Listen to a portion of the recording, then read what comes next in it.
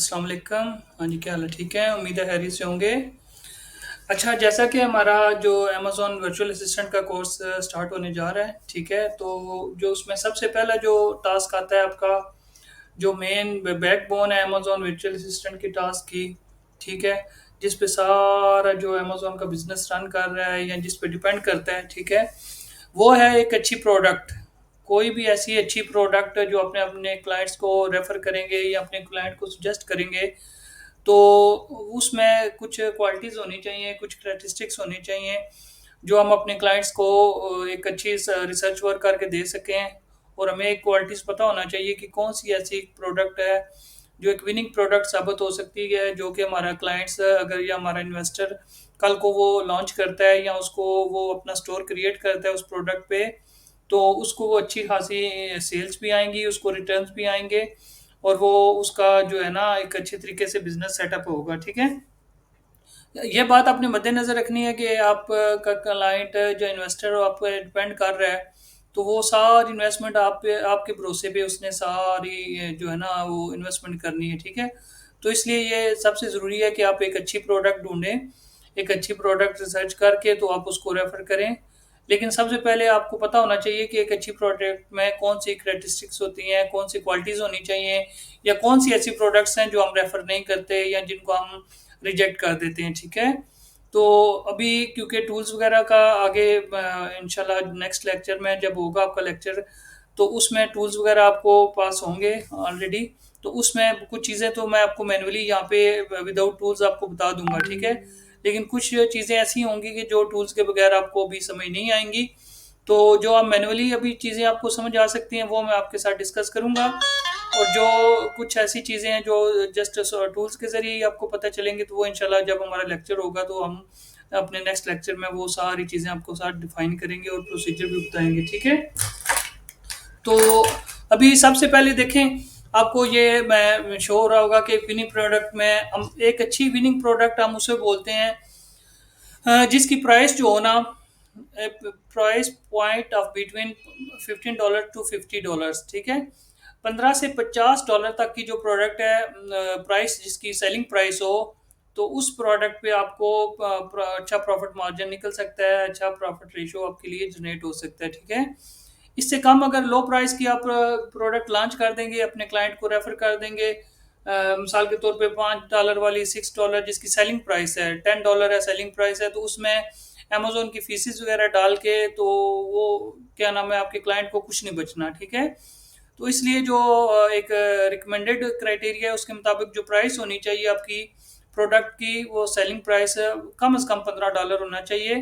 $50 $50 तक आप कर सकते हैं, आगे डिपेंड करता है, अगर आपके क्लाइंट का, आपके इन्वेस्टर का इन्वेस्टमेंट उसके पास ज़्यादा है, तो आप $50 से भी अबव हो सकते हैं, जा सकते हैं, ठीक है? लेकिन ये एक जो नॉर्मल का क्राइटेरिया उसके मुताबिक है, $15 से $50 तक होनी चाहिए, ठीक है? अच्छा, दूसरा पॉइंट यहाँ पे आपने देखा होगा कि हैविंग मंथली रेवेन्यू 3000 टू 40,000, यानी कम से कम जो आपका रेवेन्यू हो ना मंथली, जो आप प्रोडक्ट उसको रेफर करें अपने क्लाइंट को, तो उसका मंथली जो रेवेन्यू कम से कम वो जनरेट कर रही हो, कम से कम वो 3000 से तो ऊपर का कर रही हो, ठीक है? ताकि आपके क्लाइंट को जो उसने इन्वेस्टमेंट करनी है, कम से कम उसकी, इससे ये पता चलता है कि इस जो प्रोडक्ट है इसकी सेल हो रही है, और ये एक विनिंग प्रोडक्ट है या हॉट सेलिंग प्रोडक्ट है, ठीक है? जिस प्रोडक्ट का रेवेन्यू नहीं होगा, कुछ चीज़ें वो रेवेन्यू जनरेट नहीं कर रही है, उसकी सेलिंग ज़्यादा नहीं है, तो वो प्रोडक्ट डेड प्रोडक्ट्स होती हैं, वो आपने अपने क्लाइंट को कभी भी रिकमेंड नहीं करनी, ठीक है? ये जो चीज़ होती है मंथली रेवेन्यू आप कैसे चेक करेंगे, ये हम जब आपको टूल्स वगैरह एक्टिवेट करवाएंगे, तो ये चीज़ें आप उससे हम आपको बताएंगे कि आप मंथली रेवेन्यूज का किस तरह चेक कर सकते हैं, ठीक है? थर्ड जो हमारे पास आ रही है वो है कि प्रॉफिट मार्जिन जो होता है वो 35 से 50% तक होना चाहिए, ठीक है? 35 से 50% प्रॉफिट मार्जिन ये होता है कि आप अपनी सारी जो आपकी प्रोडक्ट की कास्ट होगी, जिसमें आपकी इन्वेंट्री रेडी होगी, आपको मैन्युफैक्चरर या आपका सप्लायर्स जो है वो बना के रेडी करके देंगे। मिसाल के तौर पे वो आपको एक प्रोडक्ट $2 पर यूनिट बना के दे रहा है, ठीक है? उसमें आपका फ्रेट वगैरह लगेगा, जो चाइना से लेके यूएसए तक आपने लेके जाना है अपने अमेजोन के वेयर हाउस में, वो भी आप उसमें ऐड कर देंगे, ठीक है? और उसमें जो भी एक्सपेंस वगैरह होंगे, वो ऐड करने के बाद जो हमारी कास्ट यानी होगी ना, हमारी जो एक्चुअल कास्ट होगी, ठीक है? फिर उसमें क्या होगा कि उसमें आगे अमेज़न की फीसेस वगैरह होंगी, अमेज़न की एफबीए की फीसेस होंगी, ठीक है? वो भी ऐड करनी है। और जब ये हमारे पास सारी ऐड हो जाएंगी, ये सारी चीज़ें दोनों कास्ट यानी एक्चुअल कास्ट प्लस अमेज़न की फीसेस, ये दोनों जब ऐड हो जाएंगी तो वो हमारी टोटल कास्ट बनेगी। उसमें से जब हम सेलिंग प्राइस में से जितना भी रखेंगे, मिसाल के तौर पे आपकी जो एक्चुअल कास्ट बन रही है वो $10 बन रही है, और आप उसको यानी उसमें एफबीए फीसेस वगैरह सारा कुछ एक्सपेंसेस डाल के $10 बन रही है, तो उससे ऊपर जो $15 में आप सेल कर रहे हैं, $16 $20 में सेल कर रहे हैं, तो वो ऊपर जो होगा वो आपका प्रॉफिट मार्जिन है। तो जो कम से कम होना चाहिए वो 35 से 50% जो आपने स्टार्ट में, जब आपको अपने क्लाइंट को रिकमेंड करेंगे, ये सारी उसको रिसर्च वर्क शो करेंगे, तो उसमें ये सारी चीज़ें आपने चेक करनी है। तो ये आपने पहले से मद्देनजर रखना है कि आप जो प्रोडक्ट सर्च कर रहे हैं या आपने जो प्रोडक्ट हंट किया है, तो उसका मिनिमम जो प्रॉफिट मार्जिन हो 35 से 50% होना चाहिए, ठीक है? अच्छा, उसके बाद चौथी चीज़ है एवरेज रिव्यूज लेस देन 1000, ठीक है? ये रिव्यूज, एवरेज रिव्यूज क्या होते हैं? एवरेज रिव्यूज मैं आपको अभी यहाँ पे रफली दिखा सकता हूँ मैन्युअली, थोड़ा मैं आपको ताकि आपको आइडिया हो जाए थोड़ा सा। अच्छा, ये देखें, मैं एक प्रोडक्ट लिखता हूँ आइस ग्लोब्स, ठीक है? मैन्युअली अगर ये आप चेक कर सकते हैं फिलहाल, लेकिन टूल से ज़्यादा अच्छे एक्यूरेट आपको रिजल्ट्स मिलेंगे, ठीक है?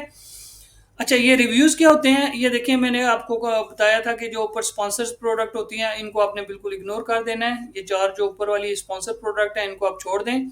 इससे नीचे यहाँ से जो प्रोडक्ट शुरू हो रही हैं, ठीक है? ये जहाँ पे ये इनकी स्टार रेटिंग शो हो रही होती है, जो मैंने उस दिन आपको बताया था कि 4.5 से अबव होनी चाहिए, जैसे इसकी 4.6 है।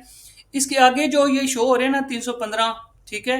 ये इसके रिव्यूज़ हैं, ठीक है? ये 1000 से जो टॉप 10 होंगे ना, या फर्स्ट पेज में आपने देखना है मैन्युअली अगर आप चेक कर रहे हैं, तो ये 1000 से ज़्यादा सेलर्स हैं ना, जो मिसाल के तौर पे आप टॉप 10 चेक कर रहे हैं, तो उनमें से 7-8 के जो है ना 1000 से कम होनी चाहिए, 1-2 के अगर ऊपर भी हैं तो वो चल जाता है, ठीक है? इसके जैसे 315 है, ओके, ये हमारे क्राइटेरिया के मुताबिक है। सेकंड जो सेलर है उसके 973 हैं, ये भी 1000 से कम है। थर्ड देखें, ये 1343 हैं इसके, तो अभी ये टॉप 10 में यानी एक के आपके 1000 से ऊपर होगी, ठीक है? चौथा देखें इस तरह, उसके 15 हैं, इसके 576 हैं, 440 हैं, 150 हैं, 214 से 214 हैं, ठीक है? तो ये आप देख रहे हैं, ये पांचवा छठा है जो इसके 1800 हैं, आगे फिर 11 हैं, 2 हैं, 49 हैं, ठीक है? 22 हैं, 99 है, 20 हैं, 18 है। तो यहाँ पे आपको आइडिया हो गया कि इसमें देख लें कि जो टॉप सेलर्स बैठे हुए हैं टॉप 10 में या जो फर्स्ट पेज पे बैठे हैं, इनके रिव्यूज 1000 से कम है, ठीक है? अगर यहीं पे आप मैन्युअली चेक करते हैं और ये देखें, ये 14,820 280 14,280 रिव्यूज हैं इसके, ठीक है? तो ये चीज़ देखने की काबिल है कि ये रिव्यूज ज़्यादा है, लेकिन आपने देखना है कि ये प्रोडक्ट सेम प्रोडक्ट के मुताबिक है जो हम सेल आउट करना चाह रहे हैं उस जैसी है, या कोई डिफरेंट प्रोडक्ट है। ये देख लें तो डिफरेंट प्रोडक्ट है। बाकी चीज़ें में आप आगे जब क्राइटेरिया आपको शेयर करेंगे तो उसके मुताबिक आपको समझा देंगे। इस तरह आप मैन्युअली रिव्यूज चेक कर सकते हैं। तो ये जो स्टार्स के आगे लिखे होते हैं, ये एक प्रोडक्ट के रिव्यूज होते हैं। अच्छा, रिव्यूज़ क्या होते हैं? रिव्यूज़ ये होते हैं कि आपको जो आपके कस्टमर्स आपके प्रोडक्ट लेते हैं, उसके बाद जो अपना वो रिव्यूज़ सबमिट करते हैं ऑनलाइन, फीडबैक अपना देते हैं कि ये प्रोडक्ट कैसी थी, अच्छी थी, बुरी थी, वो आपके रिव्यूज़ कहलाते हैं, ठीक है? तो ये 1000 से अपनी कोशिश करना है कि कम-कम हो।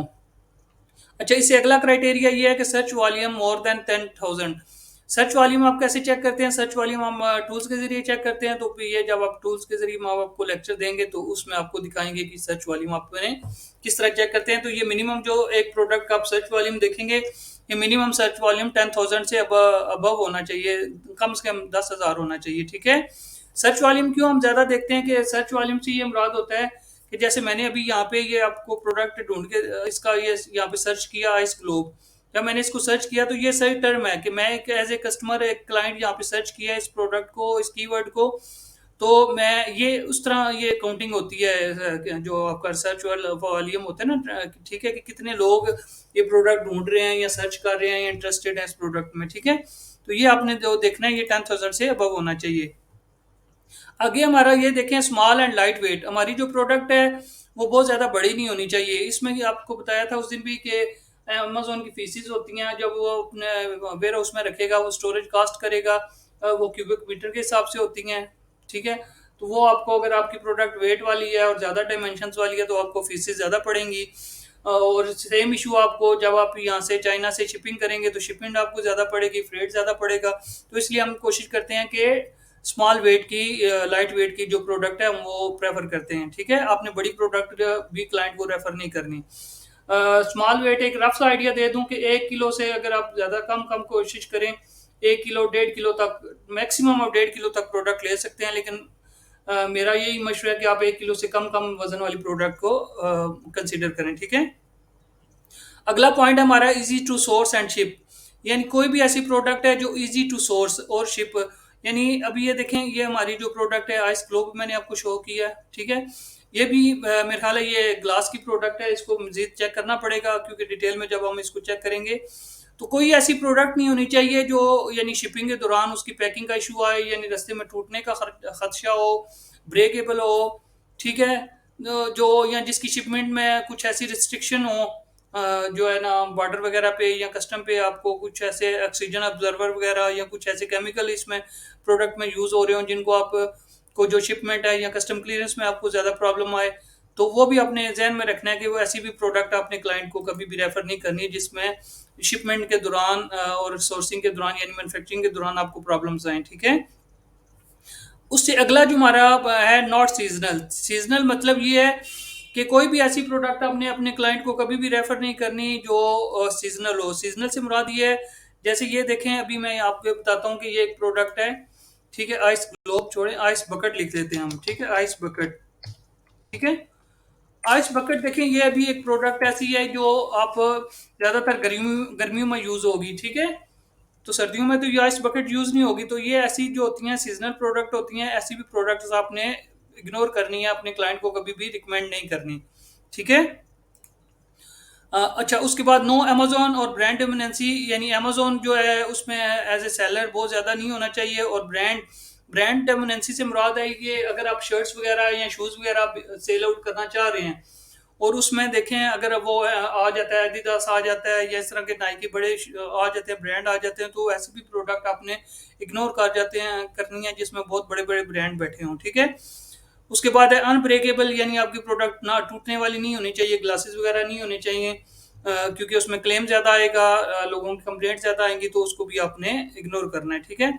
उसके बाद अगला हमारा है, ये देखें अनगेटेड। अनगेटेड क्या होता है कि कुछ कैटेगरीज ऐसी होती हैं जो अमेज़न बोलता है कि भाई अगर आपने ये सेल आउट करनी है तो एक बाकायदा वो उनका प्रोसीजर है, आपको कुछ सर्टिफिकेट वगैरह उनको सबमिट करने पड़ते हैं, ठीक है?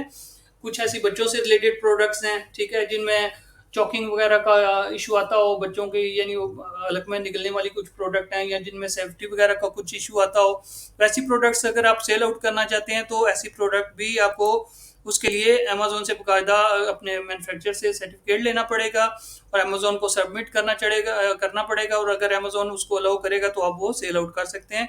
इसलिए कोई भी ऐसी प्रोडक्ट आपने गेटेड प्रोडक्ट नहीं लेनी। गेटेड मुराद होता है जिसमें आपको कैटेगरी अनगेट करवानी पड़े, यानी अपने जो है ना उससे सर्टिफिकेट वगैरह लेके अमेज़न से परमिशन लेनी पड़ी सेल आउट करने के लिए, ठीक है? ये ब्रांड डोमिनेंसी मैंने आपको आगे बता दिया है।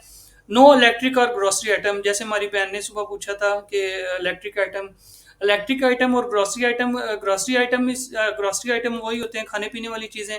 तो ये इसलिए नहीं होती क्योंकि ये पेरिशेबल प्रोडक्ट्स होती हैं और इनमें ख़राब होने का खदशा होता है, और इसलिए हम ऐसी प्रोडक्ट को कभी भी रिकमेंड नहीं करेंगे।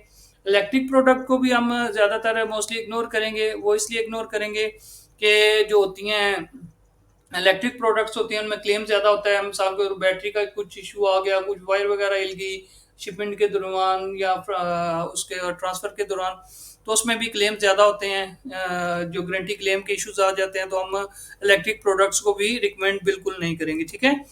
वेट एंड साइज़ मैंने आपको बता दिया कि छोटे वेट की प्रोडक्ट आपने प्रेफर करनी है।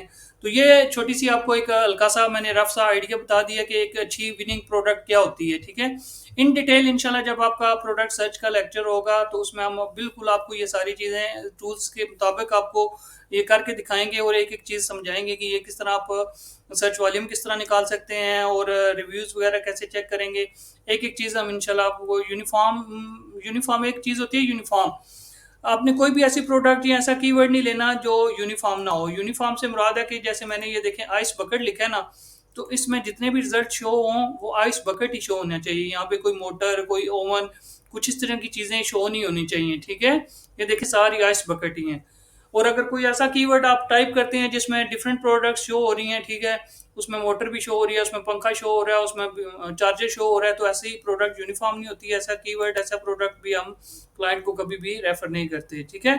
बाकी इन डिटेल इंशाल्लाह आपका प्रोडक्ट सर्च का जो लेक्चर होगा, फर्स्ट लेक्चर, तो उसके बाद आपको एक डिटेल वीडियो में बना के सेंड करूंगा, और सारी चीज़ें जो टूल्स के ज़रिए आपको बटन टू बटन इंशाल्लाह करके दिखाएंगे कि किस तरह आप ये सारी चीज़ें चेक करेंगे।